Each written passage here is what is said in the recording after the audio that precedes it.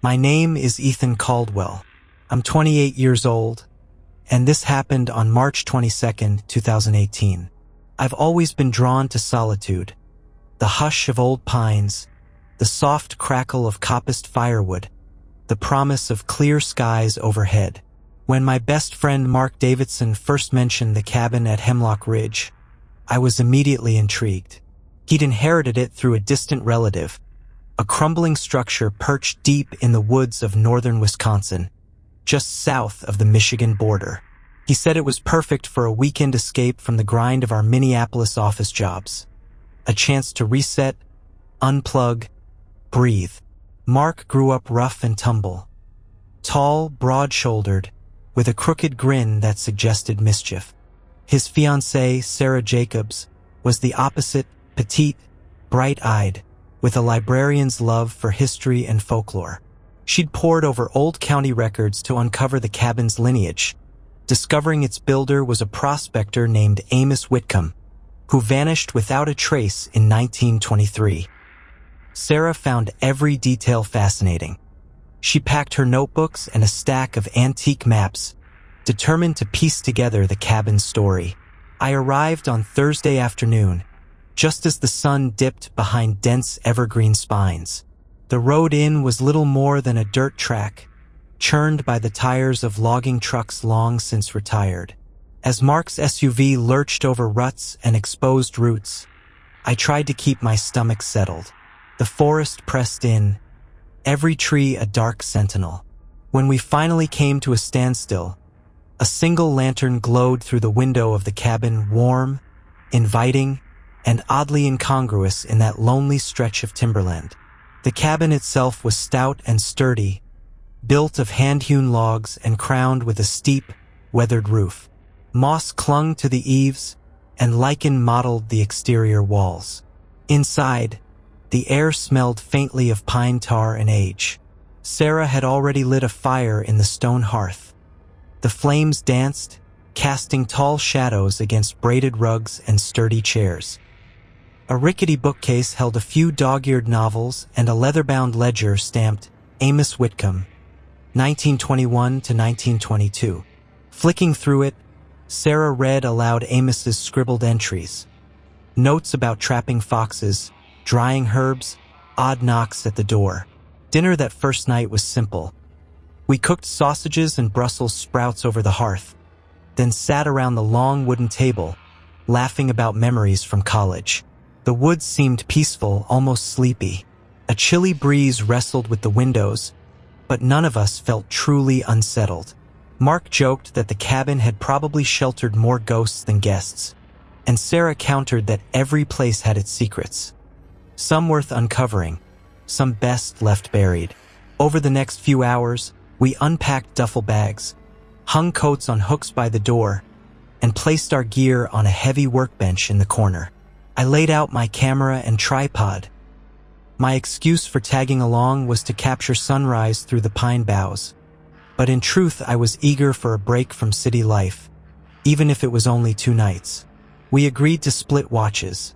One of us would stay awake until midnight, the other from midnight to 3 a.m., ensuring no curious wildlife, or worse, could tiptoe inside unannounced. As midnight approached, Mark settled into the rocker near the hearth, eyes already drooping. Sarah was curled up on a plaid couch with her map spread across her lap, tracing old logging trails. I volunteered for the later watch. I wanted to see how the moonlight glinted on the slick needles outside. By the time Mark fell asleep, the cabin had grown quiet. I sat by the hearth, reading Amos Whitcomb's journal entry for December 3rd, 1922. The knocks are getting louder, always 3 of them and never at the same hour. I've checked every lock and sealed every crack. Yet they come. Sarah yawned and bade me good night, her voice soft, drowsy. I smiled, reassured by her steady breathing as she drifted into sleep. For the next 2 hours, I let my eyes grow accustomed to the wan glow of embers. I heard the wind sigh, saw the shadows of branches scrape across the floorboards. Occasionally, a woodpecker tapped outside, or a branch creaked against the roof. And yet, despite the isolation, I felt safe. At least I thought I did. It was 2:07 a.m. when the first knock sounded. An unmistakable, deliberate rap 3 times coming from the front door. I froze, heart pounding, as each rap echoed in the hush. I waited, breath shallow, listening for a fourth. But there was only silence. I rose, grabbed the rifle leaning by the door. Mark insisted on precaution, and crept to the threshold. Outside, the forest was bathed in silver moonlight. The path back to the truck was invisible, swallowed by gloom. I knelt and ran my gloved fingers along the door's surface. No splinters, no footprints in the dirt, no sign of tampering. The knock had come from the outside, yet there was nobody there. Back inside, I double-checked the locks and returned to the hearth. But sleep was gone. I paced. Then another set of 3 knocks, this time at the window. I spun toward the sound. Illumination from the fire revealed a telltale smear on the window pane. Something red and glistening. I pressed my palm to the glass. Dicky. Warm. I wanted to pull back, but something compelled me forward. The smear coalesced into 3 distinct smudges, the shape of fingertips. I woke Mark and Sarah, prodding them until they came alive like startled owls. "Someone's out there," I mouthed. Sarah flicked on her flashlight. The beam quivered as it swept across the clearing. Nothing. Mark grabbed the chamber of his lamp and stepped outside with a hand on his rifle. The snow-crusted ground gave way to footprints. Small, bare, running past the window into the tree line, disappearing into the dark. Our breaths came in ragged plumes. We tried to rationalize. Maybe a raccoon, maybe a prankster vandal from a distant cabin, but the blood-like smears told another story. We barricaded the door with chairs and bolted every latch. We switched to radio silence, each of us rooted to our spot. The fire died, leaving only faint embers. The temperature dropped, frosting the windows with crystals. Outside, silence reigned. Then came the whisper. It drifted through the room, barely audible but unmistakable. A male voice, distant yet intimate. "Ethan?" It called my name, soft enough to blend with the wind. My heart lurched, said my name again, closer, pleading. The whisper wasn't angry, it wasn't mocking. It sounded forlorn, desperate. I scanned the room, flashlight in hand, but saw only 3 faces wide-eyed in panic. Mark tried to snap me out of it. "Forget it," he said, voice low. "Trees make sounds." But I heard it again, clear as day. "Ethan," dragging itself along the walls, crawling across the floor, heavy with sorrow. My scalp tingled, and I felt the hairs on my arms stand on end. I wanted to turn it off, to flee to the truck, but the front door was sealed. The only exit was through that voice. By 3 a.m., we had enough. Mark wrenched open the back door. Sarah flicked on the lamp. We spilled outside into a night so deep it felt alive. The forest seemed to lean in, as though curious. We ran, back through the dirt path, past the jumbled underbrush, until the cabin was a distant glow behind us and the world beyond felt impossibly far. We reached the SUV, hearts hammering. Mark threw the truck into gear. The tires spun on loose gravel before biting down and propelling us forward. We didn't stop until the trees gave way to highway lights. When we finally slowed, I looked back. The cabin's windows glowed once more, but no flicker of movement stirred inside. I never returned to Hemlock Ridge. The cabin vanished from every map Sarah consulted thereafter, as though it had never existed. Amos Whitcomb's ledger disappeared from county archives. When I typed his name into search engines, I found only a single mention in a century-old newspaper, an obituary for a man who died of pneumonia, not disappearance. And the old prospector's cabin? Nothing but empty fields and a plaque commemorating deforestation. I've haunted every therapist's couch since, replaying those 3 knocks, that whisper of my name, the taste of fear clinging to my bones.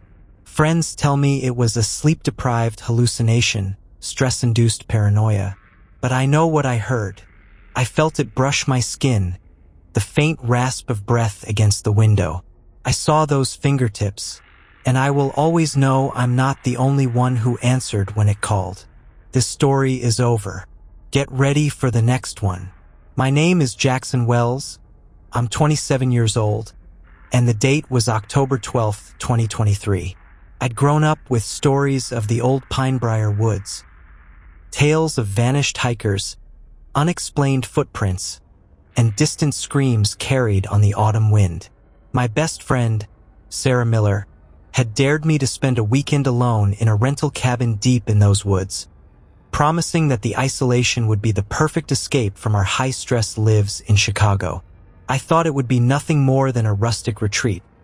Crisp air, crackling fire, a chance to write my next article in peace. I never imagined it would become the most terrifying weekend of my life. I arrived at the Pinebriar Woods Ranger Station late in the afternoon, the sun already dipping low behind the maple and pine canopy. Ranger Tom Beckett, a grizzled man in his mid-40s, handed me the keys with a grave expression. He'd been a park ranger here for over a decade and claimed he rarely rented out Cabin 7 anymore. Something about too many stories. But the paperwork was in order, so he handed them over. Before I drove off, he warned me, "Don't wander off the trail after dark, Jackson. And whatever you hear, don't answer it." His voice was low, almost a whisper, as if the trees themselves might be listening. The drive down the gravel road felt endless, twisting under a canopy of reds and oranges. At one point, I saw flickers of movement by the roadside, deer, I hoped, to distract me from the growing unease. When I finally reached the clearing, Cabin 7 stood alone, battered but solid, its weathered boards a dull gray. The windows were dark, curtains drawn tight. A narrow stone path led up to the porch, where a single rocking chair creaked gently in the breeze. It looked inviting in daylight. By nightfall, it would be something else entirely. Inside, the cabin smelled of damp wood and old cedar. A small fireplace dominated the main room, surrounded by sagging armchairs and a rickety wooden table. I unpacked my bags, setting up my laptop and notebooks on the table. Sarah had texted to remind me to stay safe and to call her every few hours. I agreed, though part of me knew I might not. There was something intoxicating about the isolation that made me desperate to prove I could handle it. I spent the evening exploring the cabin's few rooms. A narrow hallway with a cracked mirror, a small bedroom with a single bed, and a dusty bathroom where the sink faucet squeaked like a wounded bird. Outside, the woods were silent except for the rustle of leaves. I built a fire, poured myself a glass of bourbon, and tried to write, but my fingers trembled each time I reached for the keyboard. Shadows from the flames danced on the walls, twisting into shapes that looked almost human. By 11 p.m., I had a light dinner of canned soup and stale bread. I finished my second glass of bourbon and shut off all the lights except a lantern beside the bed.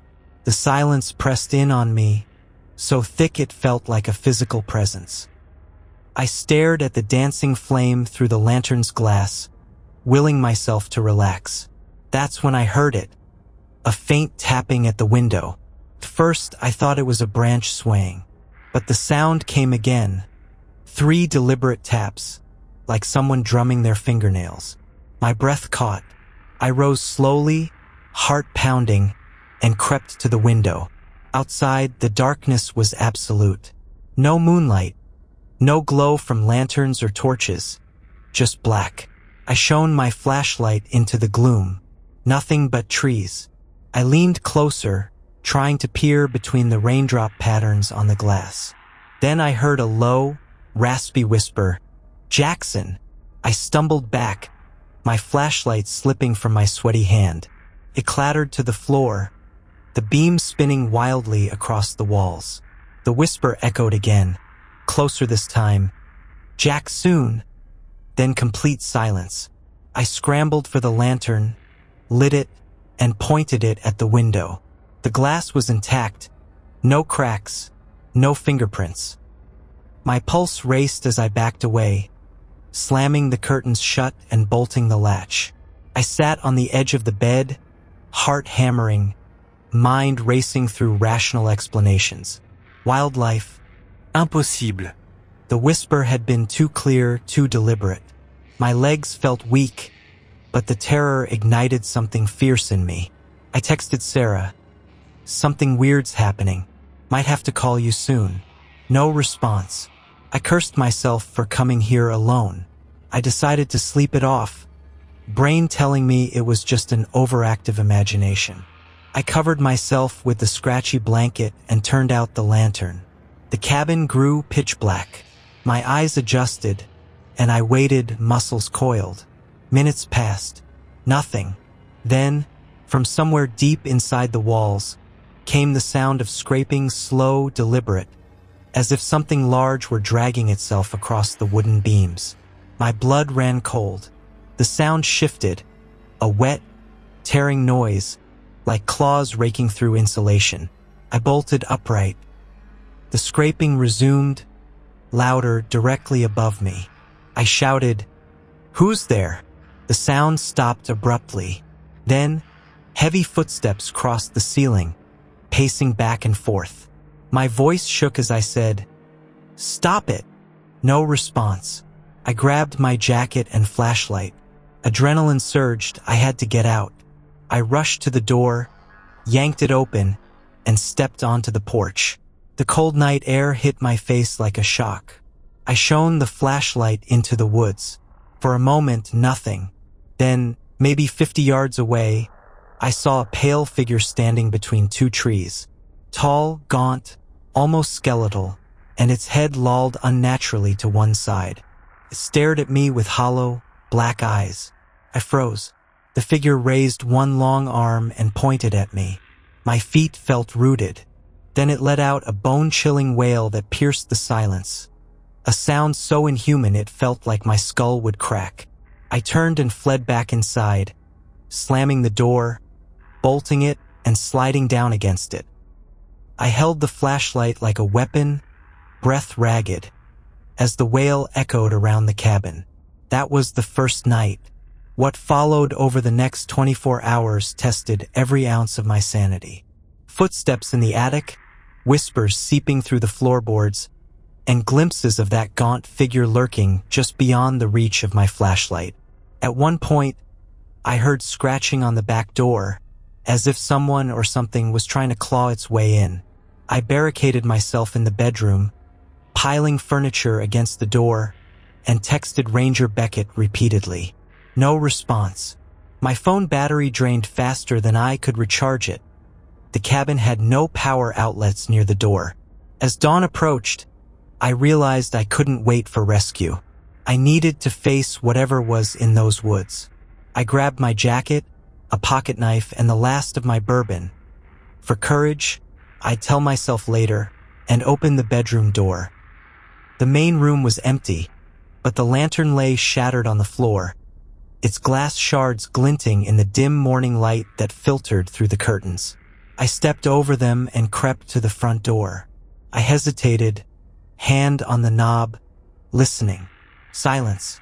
Then a soft click from inside the walls. A door being unlatched. I yanked open the cabin door and burst out, sprinting down the stone path toward my car. Behind me, the cabin door creaked shut. I glanced back. The gaunt figure stood on the porch, head tilted, watching me. Its lips peeled back in a grin that revealed rows of jagged, blackened teeth.